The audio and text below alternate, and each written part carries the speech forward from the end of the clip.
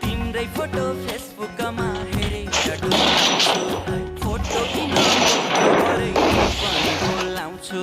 खाना खान भान्साबाट बोलाउँछु जी आमा तिम्रै हातले पस्किएको देख्छु कल्पनामा